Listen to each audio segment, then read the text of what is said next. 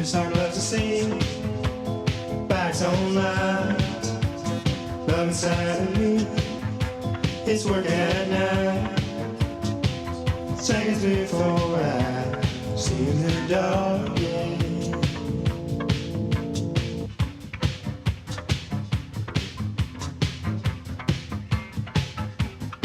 Seconds turn this time that I assume coming to me. Seconds turn this time that I such fun to be with.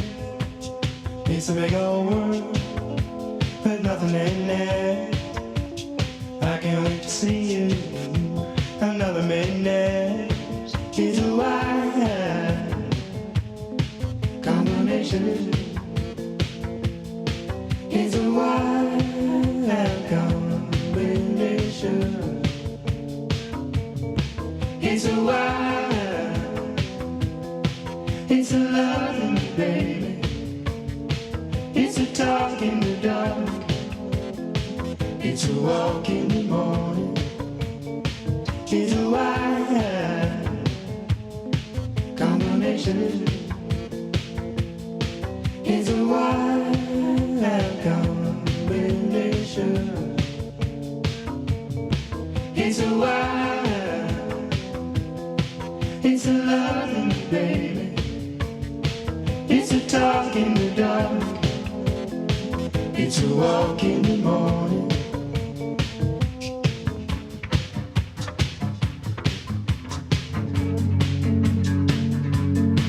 That's it.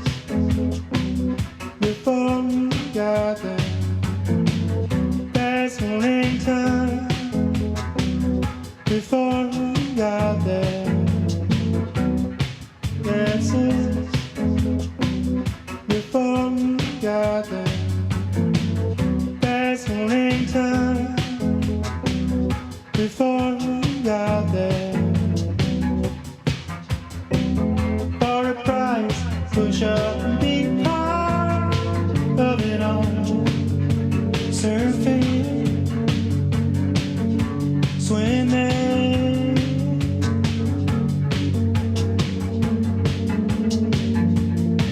it's a wild combination. Kissing, it's a wild combination. It's a wild, it's a loving baby. Jackson's before we got there. That's morning time. Before we got there. That's morning time. Before we got there. That's morning time. Before we got there. That's human answer. Timer. We're leaving at 5 in the morning. We could get better mileage. That's you in the pool, swimmer. What a winner. You peacock.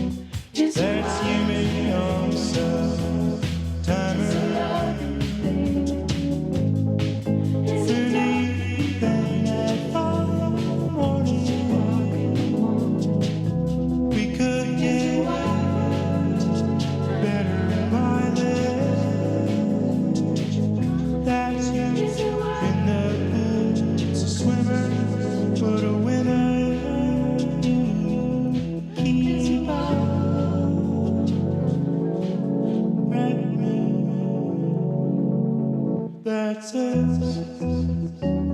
Before we got there, that's morning time. Before we got there, that's morning time. Before we got there, that's morning time. Before we got there, that's you, me, on yourself. Timer, we're leaving at 5 in the morning. We could get better mileage. That's you in the pool, swimming. What a winner you become.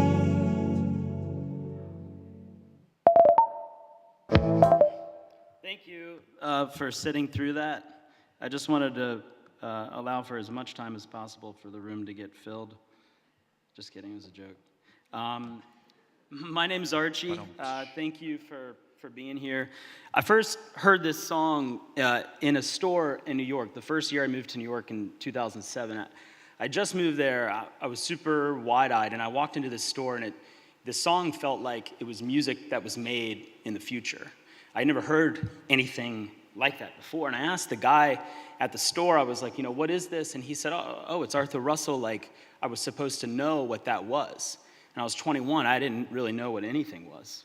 And it turns out that the song was first recorded in 1973, and it was released in 1986. And this absolutely blew my mind for a bunch of reasons, and I wanted to dive in. I wanted to know so much more about this guy and the things that he made. But what rocked me was how prolific he was as a person.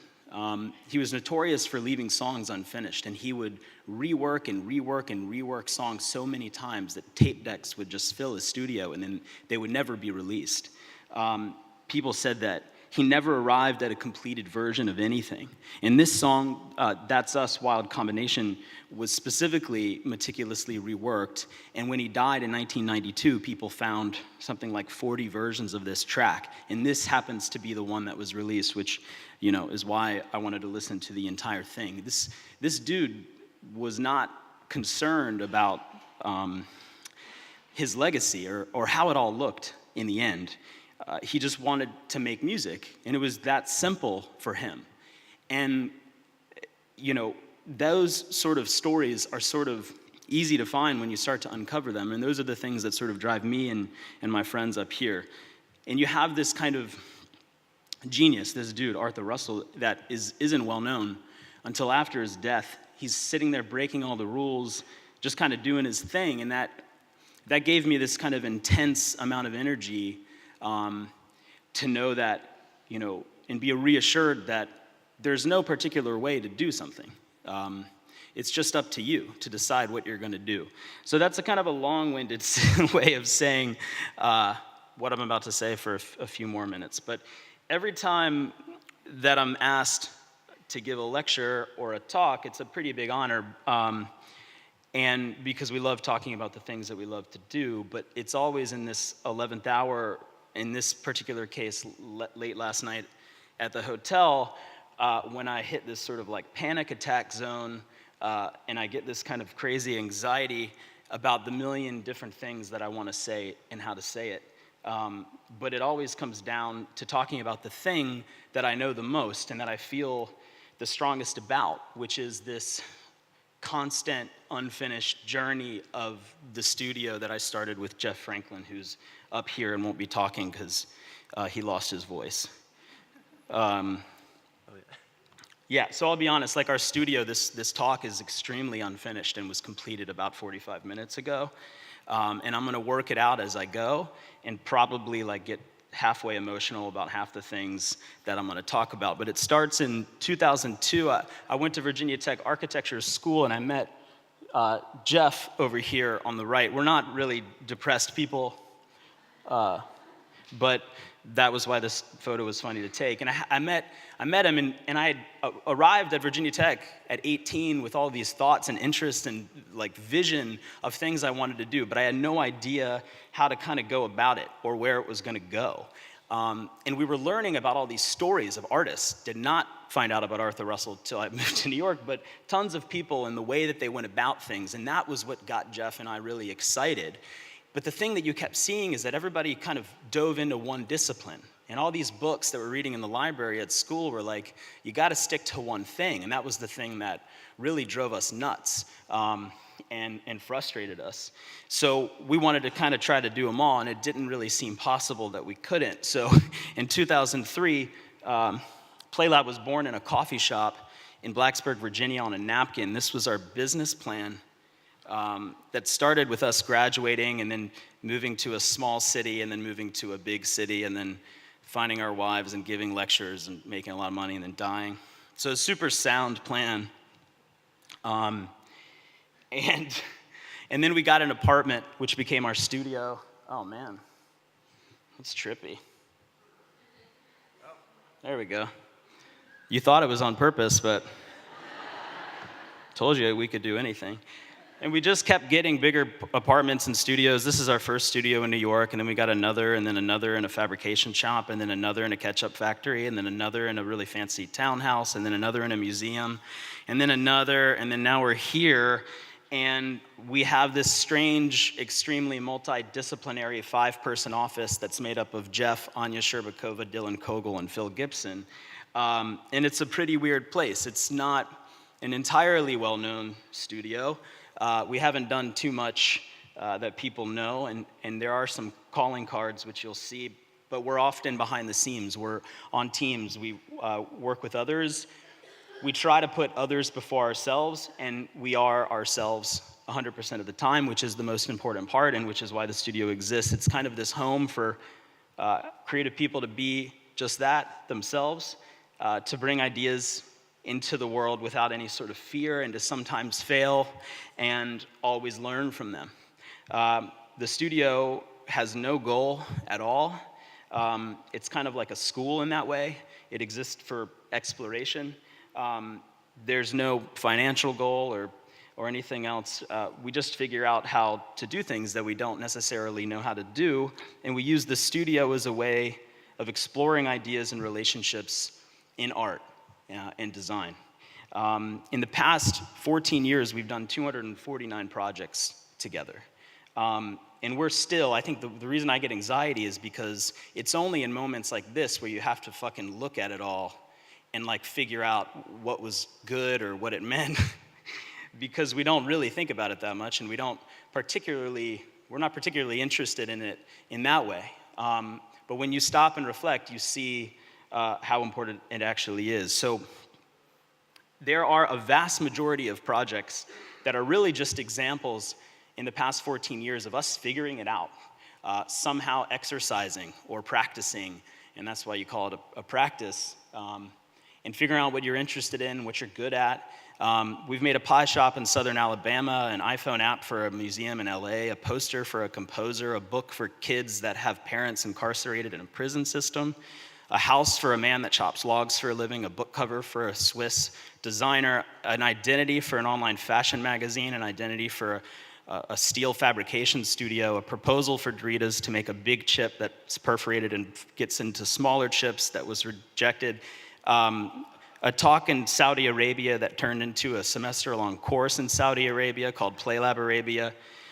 We won a grant to go to Sweden and propose this weird thing, and then we proposed the first AIDS Memorial Park in New York City, then designed a whole block in Zagreb, the capital of Croatia, an identity and website for Yaysayer, the same for Beach House, an identity for some kids at a school in Berkeley, California. It got painted on the basketball floor, a mobile vehicle for Bruno Mars, some photos for Diner Journal, a house for a friend, a book for Virgil Abloh, a video for Adobe, a video for our friend Lunaford Benjamin, a brand for a sex toy company, some photos for that sex toy company, a weird creative therapy session that took 12 months with Joel Evie and Gabe Ruchopo at Need Supply that turned into this and this, a music video for a punk band that ended right during the making of the video, an installation for Mini Cooper, an app for a restaurant, a video for a weed company, and a website for the painter Christopher Wool.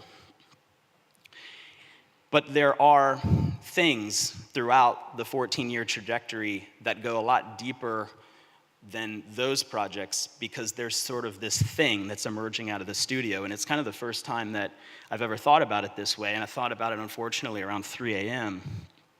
But the studio exists to kind of find those things along the way, on the journey. It's a completely unfinished practice in that way.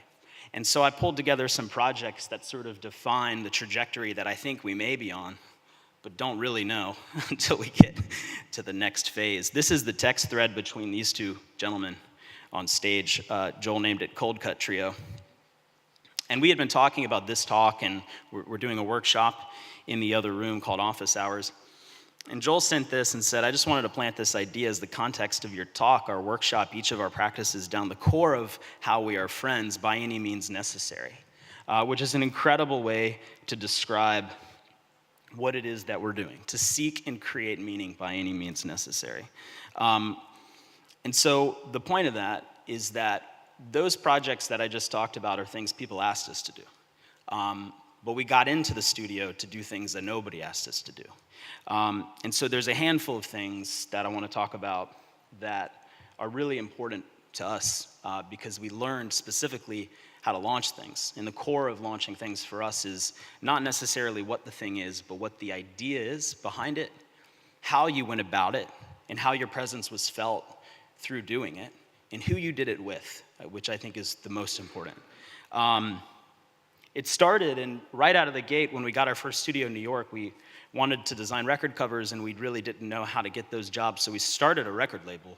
I had saved $17,000 by working a job at a hospital, and we took that money and made Vinyl Records, and we made 5 of them. It was incredibly taxing and expensive, but it was this container for us to build an identity, sure, and do photo shoots, sure, and videos, and talk with bands and all this stuff, but you ended up meeting a whole suite of people that would become your friends for a long time. And we failed pretty miserably during that experience because we really didn't know how to run a business or work with people. But it was sort of like jumping into a cold pool. It was incredibly, incredibly fun. Then we realized we really didn't need to have a complete reason for doing something. And there was this festival going on in Brooklyn called The Case of the Curious Pedestrian, and this curator was asking artists to give proposals, and we had never really done art before. And we had this idea that in New York, these air conditioning units are one of the most ugly, loud, disgusting, dripping things all throughout the city that would be really awesome to make them kind of a beautiful thing. So we designed these building bubbles that would fill with hot air and look like tongues coming out of buildings, and it was rejected by the curator. So then we went on Craigslist and just found a bunch of free stuff and collected it into what we thought might look like Craig's living room, and then put it in the middle of the street for everybody to take, which was super fun. This kid took the rug. And then we sort of saw that we really needed to kind of take a few more jumps. So we applied for this competition that the New Museum was putting on called Street Fest. And it was to design a new typology for street tents instead of these kind of 4-post white pyramid street tents. And we were like, it'd be cool if they were kind of like slinkies and they could create any number of shapes and spaces. So we proposed it like this with our friends Dong Ping Wong and Juana Stănescu, who's Romanian and why I'm here on this stage right now. There she is. But we got to build it, and I think that was a really powerful moment, that we could go from a conversation that was essentially on napkins and sketching and trying to figure out what maybe could be built to actually talking to engineers and figuring out how it should be built. And we went, I think, 3 times over budget, and it was an extremely painful process. And again, you're working with people, and at one point, one of the guys that we gave money to just kind of fled the country, and then it was kind of weird. But you just kind of learn. And the result isn't completely what you want. It doesn't feel exactly what you wanted, but the point was that we saw it come to life, and we were young, and it felt awesome. And then we were talking to some friends, and we were saying that like architecture publications, for the most part, are pretty surface level. They really don't go into topics that we're interested in as designers. And so we decided to start our own magazine, not really knowing how expensive that was. We thought maybe records were expensive, but publishing is much more expensive and time intensive. But we went ahead and launched our first issue, compiled some money, and it sold out so fast that we got our money back and then did the next issue, and which was The Architecture of Apple, and that sold out in 24 hours. We had to reprint it 4 times, and have since done 15 issues of this fucking thing. And it's not really leaving our lives anytime soon, for better or for worse. And through this process, we got to be ingrained in a crazy amount of topics and talk to an incredible amount of people that know a lot more about what we're trying to address than we do. And then it became this sort of like flagship for having conversations that existed outside the publication. And at one point, we were like, man, architecture is great, but the way that we're going about it is really key. What if we started talking about things that were not architecture? And so we came out of the gate last year on guns, which was pretty much a giant Bible, book-sized magazine, because the topic was a lot to talk about. And we went really deep. But it allowed us to also do these other things. This is an exhibition we did on rendering at the Art Institute of Chicago. And it just kind of started extending what we were able to do. And we started realizing that any idea that we had all these other possible tentacles or forms that they could take, and that it was just sort of up to us and the people we were around and the skill sets they had to kind of keep extending it. But we're kind of like ridiculous, silly people. Joel, Evie can attest to that. Actually, this morning he said, I think I got to calm down my silliness around you guys. It's Jeff's fault. Yeah, but I'm a dad, so I have like a lot of dad jokes. And this was one of them. And it was this simple observation that the actor Joaquin Phoenix, his first name sounds like the word walking. And at this point in time when we did this piece, he had physically been seen walking in 17 live-action films. And so we spent a pretty meticulous amount of time taking 6 of those films and screenshotting every instance in which he was walking, and turned it into these sequences that we showed at a gallery. We called the piece Walking Phoenix. And that was maybe 3 years ago, and we sold our first print this week. So that was cool. We sent Joaquin a pair of sneakers with the address of the gallery on it, and also invited him to walk by the gallery at a certain point in time. And he didn't, as far as we know, because we sat there for that 3-hour period taking a photograph of every person that walked by, and none of those photographs were of Joaquin. We gave a talk at the Walker Art Center in March, and so we went ahead again and invited his publicist to invite him to walk across the stage at specifically the point in time in which we addressed the piece.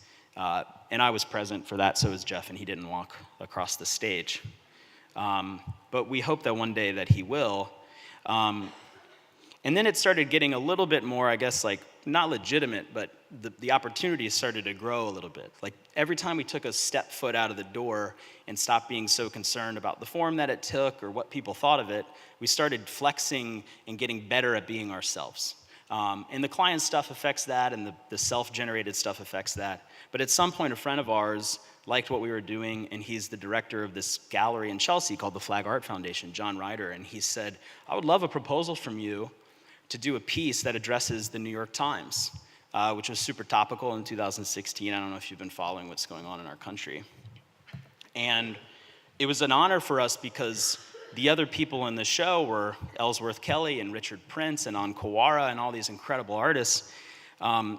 So we proposed a project called Stationary Paperboy that would take that day's New York Times, and if anybody walked in the gallery, they'd be hit with the Times, which was super amazing. These are the papers piled up on the floor next to this really multi-million-dollar Ellsworth Kelly painting. That's the director of the gallery and the deputy director of a project we work on, both manning the bike. So it was a piece that really had nothing to do with us. It was other people just chucking the truth at people. And then a couple of years ago, another friend saw that we had all these ideas, and she asked how she could help us bring them to life. She runs a PR company called the Berman Group, and she represents this avenue of, or this association of developers on this avenue called 6th Avenue in New York City, called Avenue of the Americas. And she said they want art, like that's it. It's a one-liner. They just want art. And so we proposed a bunch of projects, and one of them was just to make flowers really big on the first day of spring throughout Midtown Manhattan. They gave us a stack of cash, and we got to build 6 40-foot tall inflatable flowers. This one's floating in a fountain across from the entrance to the Tonight Show, which was pretty powerful. And it was the same thing that the worms, the tents from the New Museum provided us, this feeling of like, oh, fuck, there it is, you know? The same feeling I had when I'm listening to this Arthur Russell song, which I'm sure he felt every time he made a mix. He's like, man, that sounds tight, you know? That's why you can't finish it. And so you kind of get addicted to that feeling. This is Rose here on the left. We named that one Teddy. He's shy. This is Jack in the middle of the plaza, just towering over everybody's lunches. And that brings us to here, the National Museum of Art in Romania, which is not something you could ever sort of plan for in your life. But it all comes back to people. We met this girl, Oana Stănescu, a decade ago and started working with her. And then 10 years later, she says, you know, you should come and meet Christian and give a talk. And then Christian says, what if you did a workshop? And then Joel says, what if we did that together? And Joel came to us with this sort of like crazy idea, and we said, yeah, let's just make it happen. I'm not going to talk too much about it because I think you need to experience it for yourselves. But in essence, over the past few days, we've been running this workshop for an hour a day where we allow everybody to be a part of the process of creating the future, or at least visioning out what the future may be. So it kind of removes authorship from any one singular person, and it ends up developing this sort of like group idea of the future. And today will be the culminating thing, which is why I don't want to talk about it.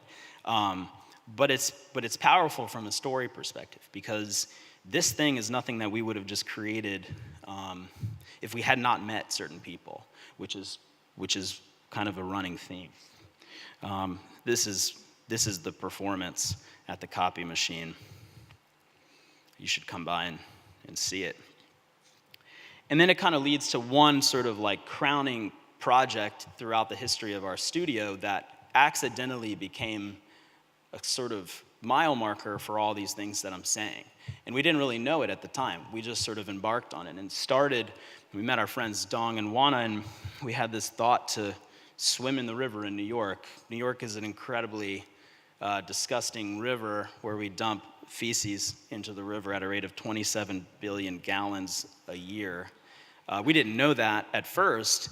We just thought it would be cool to swim in the river, and Dawn came up with this plus-shaped pool that seemed goofy, and so we spent about 4 weeks in the studio designing this ridiculous structure, the idea being that we could filter the river water, which is completely fanciful. Like, we had no intention of this project being built by any stretch of the imagination. We just thought it would look pretty cool. But for us, it was a bummer that the entire island of Manhattan is surrounded by water, but you can't swim in it.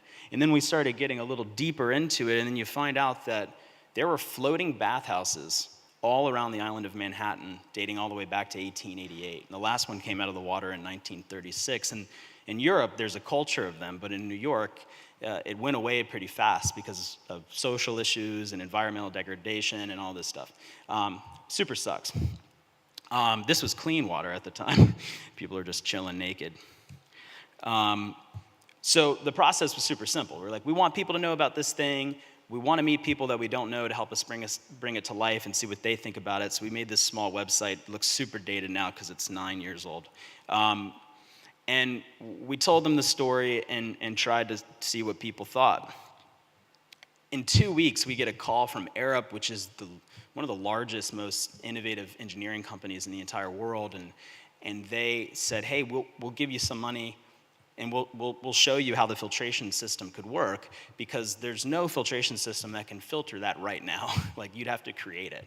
And that was the first moment that we were like, wow, like we accidentally stumbled on something that like maybe should be built, but we have no idea how to do it. And there's nothing in the way of us doing it except for our just sheer will. So while the studio's sort of running on the back burner, we continue to push this thing. And so after like 6 months or something, we get this stack of papers from Arup that says, hey, yeah, this is totally feasible. It could totally work. It's just going to cost like $30 million. Sorry for the bad image, but you can kind of see the number there. Kickstarter had just started. There was no civic architecture projects on the website, and there was like 3 employees at Kickstarter at the time. We took one of those people out for a beer, Cassie, and asked her how to raise $30 million on Kickstarter. And she was like, oh, you're not going to do that with this project. But you can tell your story and you can see what people think. And we're like, that's cool. Like, we'll try this fucking website and see what happens. And in 6 days, we raised 25 grand to test like a small bit of the filtration system. It's all we really needed. And at the end of a month, we had $41,000 to build this thing, which is good because we spent more than that. But it was sort of off to the races. And what $41,000 got you was this, sort of like poop in a tank. And I think like, you know, we're storytellers in the sense that we look at things from this perspective. But at the time, like, it wasn't like frustrating. It was like, man, this is crazy that we drew like a plus sign on a napkin and now we've got like a tank on a pier with poop in it, which is sort of like a weird diagram for our entire lives, minus the poop. So then we started just going to meetings, like fucking tons of meetings. And I really like hate meetings. And everybody wanted to meet with us. And then we just started like rolling and meeting with as many people as we could, asking for advice. And you start to see, it's been 9 years, but you start to see over the process, like who the good people are, who the not so good people are, and like what people want, what people need, and the whole thing. And you start to get really good and fast at that. And then this outpour of support started to pour in from a variety of people, like borough presidents, parks and recreation, the Senate, council members, you name it. People, like, we didn't know what those, I barely still know what those things are, but I really do know what those things are, but they're scary. And then Arup was like, okay, like we tested a bit of it and it worked, but you got to test like a bigger part of it, and it's going to cost $250,000. And like we had not seen $250,000 in our bank account like ever, like before, still haven't. So we went back to Kickstarter and we got it, like $273,000 in 30 days. We went back and we built like a larger testing unit that filtered the river water at a really fast rate. And it was crazy because we were collecting so much data, actually more data than anybody had ever collected on the history of the river. And the result, kind of like the poop tank, the result of that $273,000 were these graphs that told us a lot about the river and like what we did wrong. Of course, we did not do the engineering, but you know what I mean. Like what we all did wrong. And we took all that data and partnered with Google and made this super simple dashboard that would tell you if like, you know, the water was bad or good that day, like if you could swim in it or not. And then all the other things that are important about water quality. So we started to kind of reach out even further. It's like the lessons from the record label were super appropriate here because we started kind of like sending stuff out fast. Cool thing is we got to clean the river, and that was like the first time anybody had swam in a clean river in like 100 years. And there are just these punks and a Romanian over there on the left, on the right, swimming in clean Hudson River water. And then cool things like this started to happen in this right before David Letterman came off air. And then we started going around the country and then the world because people in all sorts of cities were like, oh, like we should swim in our poop water. And so then we realized that we had something that was bigger than this sort of strange idea that was local for New York. And we incorporated a nonprofit and we built a staff and started raising millions of dollars. And for some reason, Jeff and I are the directors of that nonprofit. And partially because we realized that this thing that we were building in New York had implications well beyond New York. It's like 90% of cities that are on water can't swim in those waters because they dump feces into the river as well, which you wouldn't think is like the biggest problem in the world, but it's a pretty massive problem, and it's indicative of a bunch of other things. So we created this nonprofit and patented the system. We got an international patent a couple weeks ago, actually, so that other people can swim in their rivers. So that's Munich. And then a bunch of people started documenting the process because we're not really good at documenting the process, and so this is like Vice. And then the director of Parks and Recreation pinned this pin, the maple leaf, the like logo for Parks and Rec on my shirt, and said, we're gonna build this thing. He left office like a month later, and we can't get in touch with him, but we do have supporters there now. This is when we got the nonprofit status, which was a really big deal because it took like a year. And we've got this board of directors, including the guy that built the High Line in New York, if you know what the High Line is, the deputy director of the new museum, and a bunch of awesome people. And so these people are kind of the engine of the whole thing, because I didn't, and Jeff didn't, and now we do a little bit more, know about how to go about building something as large as a $30 million water filtering floating pool, in addition to like Joaquin Phoenix and things like that. And these guys, yeah, are incredible. That guy, was supported. And then like Olympians and things, pretty cool. This is our deputy director. She's absolutely incredible and the reason why it all exists. And we started throwing parties and doing merch. Our friend Mike Perry did a bathing suit for us. And then we became friends with this artist, Cindy Sherman. And I wrote her and I said, hey, it'd be really cool if we did a project together to benefit the pool. Would you be interested in doing that? And then all these art people were like, oh, she'll never do that because she doesn't do things like that. And then I got this email, like the exact response in the next 5 minutes after I sent her email. She said, I already have a great idea, a float in the shape of an iPhone with a picture from my Instagram on it. I think it's gonna be a lot of fun. Best Cindy. She's like a monumental legend of a human being. And then like now you can get it, which is super awesome. So the project has taken on like this weird form that kind of touches all sort of aspects of things that we're interested in. And we're like learning live on the fly, making art projects, creating technology, doing patents, all that sort of stuff, throwing parties.